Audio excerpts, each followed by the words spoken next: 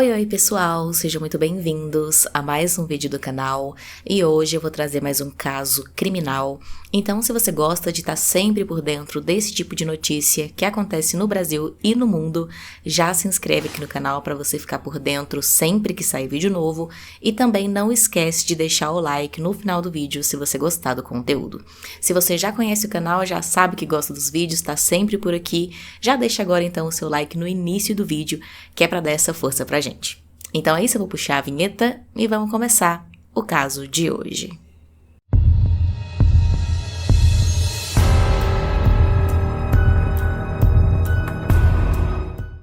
Renata Alexandre Costa Coelho era uma jovem de apenas 25 anos na época do caso. Ela era advogada e também atuava como defensora pública no município de Amaragi, no estado de Pernambuco, no Brasil. Seus familiares a descreveram como uma pessoa maravilhosa, comunicativa, trabalhadora e cheia de ambição. Ela estava vivendo um momento maravilhoso na vida dela, conquistando muito sucesso em sua carreira de trabalho e dando os primeiros passos para realizar o seu maior sonho, que era construir uma família. Entretanto, todos os sonhos da Renata foram roubados no dia que ela deu o primeiro passo em direção à realização desse sonho, o dia do seu casamento.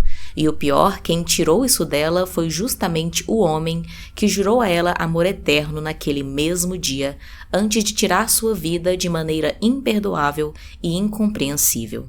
Durante seus primeiros anos, a Renata estudou no Colégio Savane Petrilli, situado no município de Ribeirão, no interior de Pernambuco.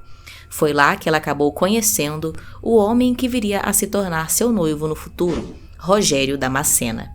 Apesar de se conhecerem na escola, os dois só desenvolveram um relacionamento muitos anos depois, quando a Renata tinha 22 anos e o Rogério 26. Ele trabalhava como supervisor de vendas em uma revendedora de motos e foi descrito pela família como um homem tranquilo e muito animado. A Renata estava muito feliz com o relacionamento com o Rogério, já que desde muito jovem ela sempre sonhou em construir uma família, e o Rogério parecia o homem perfeito para isso, já que era muito carinhoso e atencioso e sempre demonstrava muito amor por ela. Porém, todo esse amor que ele sentia por ela, aos poucos foi saindo do controle e se transformando em uma aparente obsessão. O Rogério passou a ficar cada dia mais ciumento, mesmo que a Renata não desse motivos para isso. O ciúme começou como algo bobo ali no relacionamento deles, como se fosse uma demonstração de como o Rogério amava a Renata e como se preocupava com ela, e ela poderia até achar um pouco fofo ali no início, mas aos poucos isso tudo foi evoluindo para uma coisa muito mais séria e o ciúme do Rogério foi saindo completamente de controle.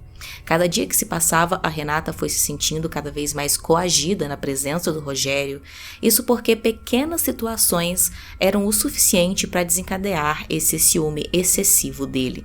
Aconteceram situações que a Renata compartilhou com outras pessoas, onde os dois estavam andando de carro e o Rogério teve uma crise de ciúmes simplesmente porque ela olhou para o lado ali, olhou pela janela do carro para ver a vista, e ele começou uma discussão dizendo que ela estaria olhando para outro homem.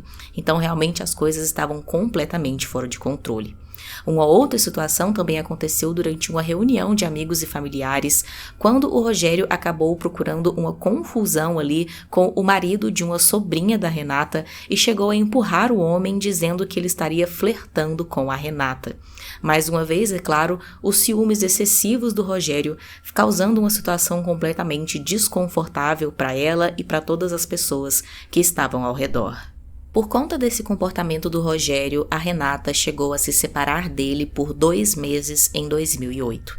Mas depois da separação, ele continuou procurando ela, dizendo que iria melhorar, pediu ali desculpas várias vezes, prometeu que não ia mais agir daquela maneira.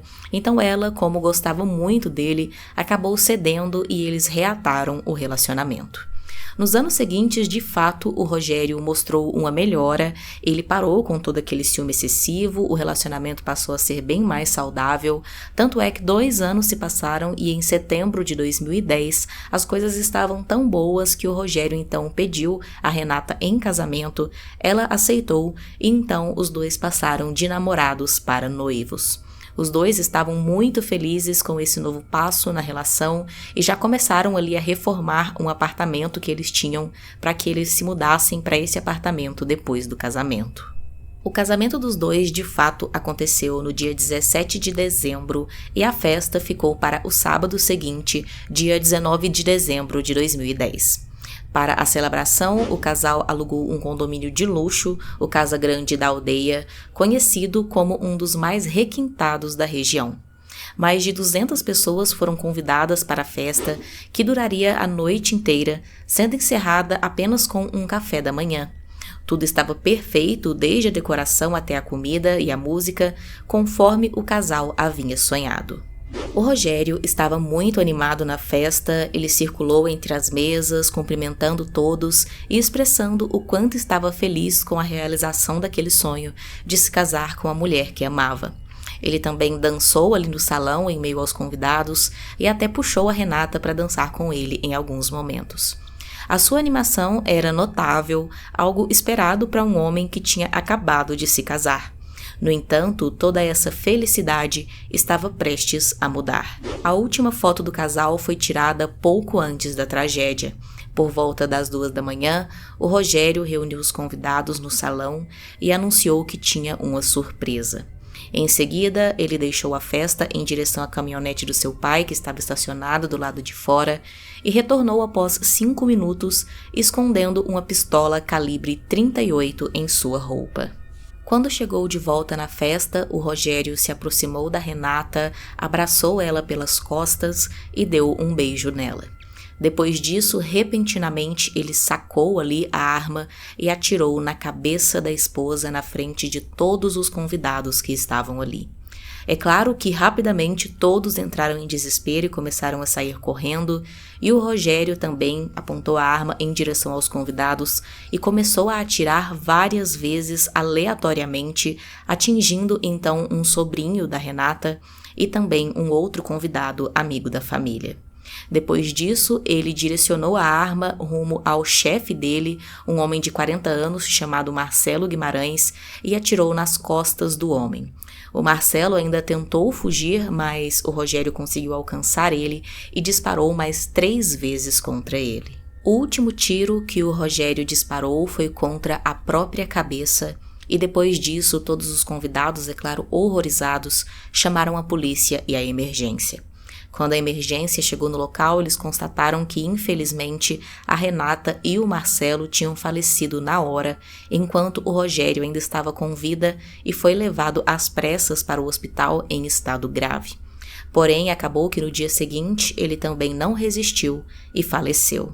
Os outros 2 atingidos, o sobrinho da Renata e também aquele outro amigo da família, também foram levados ao hospital, mas felizmente eles não tiveram ferimentos graves, foram tratados e liberados ali na mesma noite que tudo aconteceu. Depois de tudo, o pai do Rogério deu uma declaração dizendo que o filho era uma pessoa boa, que nunca faria mal a ninguém, que não entendia o que tinha acontecido e que o filho poderia explicar tudo assim que ele recobrasse a consciência. Porém, infelizmente, o Rogério também faleceu, levando junto com ele para o túmulo a verdade do porquê que ele tinha cometido tudo aquilo. As investigações começaram então e inicialmente a polícia tinha a ideia de que o Rogério tinha premeditado o crime, isso porque ele teria levado ali, a arma dentro do carro do pai dele. Porém, nesse momento existia um outro mistério, porque a arma do crime tinha desaparecido da cena antes da polícia chegar lá. Eles vasculharam ali, todo o local onde aconteceu o evento e também o crime, mas ninguém encontrou a arma do crime e apenas dias depois ela finalmente apareceu.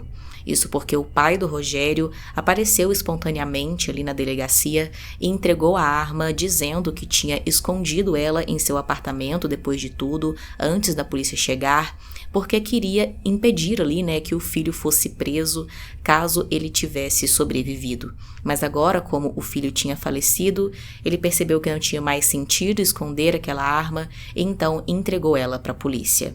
Como resultado disso, ele foi então preso e indiciado por porte ilegal de armas, obstrução da justiça e também falso testemunho. A polícia continuou investigando então o caso, tentando principalmente encontrar uma motivação para o Rogério ter feito tudo isso.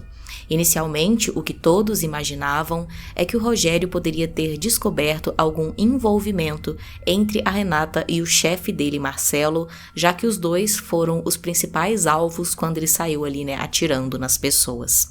Os policiais, então, fizeram uma intensa investigação nos celulares da Renata, do Marcelo e também do Rogério, conversaram com várias testemunhas, várias pessoas que conheciam os três, e no fim eles descartaram completamente a possibilidade da Renata e do Marcelo terem um caso. Na verdade, os dois mal se conheciam e o único vínculo que eles tinham realmente é porque a Renata era a noiva do Rogério e o Marcelo era o chefe dele ali onde ele trabalhava. O Marcelo era um homem de 40 anos que trabalhava ali naquela revendedora de motos junto com o Rogério.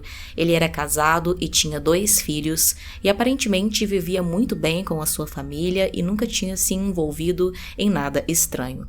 Além disso, também, ele tinha um bom relacionamento com o Rogério e ninguém nunca soube de nenhum desentendimento entre os dois. A teoria inicial de que o crime teria sido premeditado também foi aos poucos perdendo a força, isso porque tudo apontava para o contrário. O Rogério tinha conversado ali com algumas pessoas antes de tudo, dizendo que tinha planos para a semana seguinte, ele pretendia terminar a pintura do apartamento que ele estava reformando para ele e a Renata irem morar lá depois do casamento, e ele também chegou a contar ali quantas bebidas ainda sobravam da festa para provavelmente eles continuarem celebrando e bebendo no dia seguinte. Então todos esses planos que ele estava fazendo para depois sugeria que ele não tinha intenção de tirar a vida da esposa ou tirar a própria vida naquela noite, e sim que tudo tinha sido uma ação impulsiva. Mas se não houve premeditação, por que repentinamente o Rogério tomou essa atitude monstruosa no meio de uma festa que era para ser feliz e a realização de um sonho dele?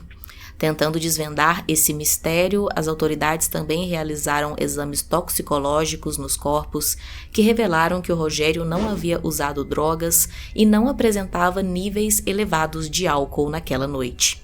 Os familiares do Rogério também foram questionados sobre a sua saúde mental, mas afirmaram não ter conhecimento de qualquer tratamento psicológico ao qual ele pudesse ter sido submetido. Surgiram então suspeitas de uma possível doença psicológica como a bipolaridade, por exemplo, mas não existiam indícios suficientes para confirmar essa teoria. Os familiares do Rogério disseram que ele poderia estar em um início ali de depressão por conta de talvez uma sobrecarga no trabalho, o que poderia lhe justificar, a raiva direcionada ao chefe Marcelo, mas eles também não puderam confirmar nada sobre essa teoria e, além disso, também uma depressão não seria o suficiente para justificar as ações dele. A principal teoria dos psiquiatras que analisaram o caso é que o Rogério poderia sofrer de algum transtorno que causasse delírios, e nesse caso os delírios dele seriam ali, mais direcionados para todo aquele ciúme que ele sentia da Renata. Com isso, então, frequentemente ele tinha esses delírios de que, por algum motivo, ela poderia estar olhando para outros homens, dando atenção para outros homens, ou até mesmo traindo ele com vários outros homens. Sendo assim, então, talvez em algum momento durante aquela festa, alguma situação pode ter desencadeado aí, esses delírios no Rogério, fazendo com que viesse à tona os seus ciúmes excessivos. Não é possível saber se isso de fato aconteceu ou o que poderia ter acontecido, já que pequenas situações já eram o suficiente para causar essa crise de ciúmes nele, e também porque o próprio Rogério, já não está mais vivo para contar a verdade do que aconteceu. Posteriormente, também surgiram informações de que esporadicamente o Rogério fazia uso de drogas como cocaína e maconha, mas não em uma quantidade ali muito elevada, mas mesmo assim, se ele já tivesse algum tipo de transtorno mental, isso poderia ser o suficiente para agravar ainda mais esses problemas e ajudar, a desencadear todo esse momento e todo esse crime que aconteceu. O inquérito do caso foi então concluído em 11 de fevereiro do ano seguinte, indicando que o crime de fato não foi premeditado, mas sim resultado de um impulso desconhecido, já que o Rogério disparou 16 tiros no total, a maioria aleatórios, atingindo outras pessoas além da Renata e do Marcelo. Infelizmente, mesmo 13 anos depois dessa tragédia, ninguém conseguiu encontrar uma resposta do porquê de Rogério ter agido assim, destruindo completamente a vida feliz que estava apenas começando a construir ao lado da mulher que dizia amar. Deixe aqui nos comentários qual a sua opinião sobre esse caso, se você já conhecia e se não, se achou interessante conhecer. Também deixe aqui algum caso que você acha que seria interessante eu trazer para o canal. Se inscreve se ainda não for inscrito. Deixa o like se você gostou de conhecer aí mais essa notícia sobre esse caso brasileiro. E é isso, a gente se vê no próximo vídeo.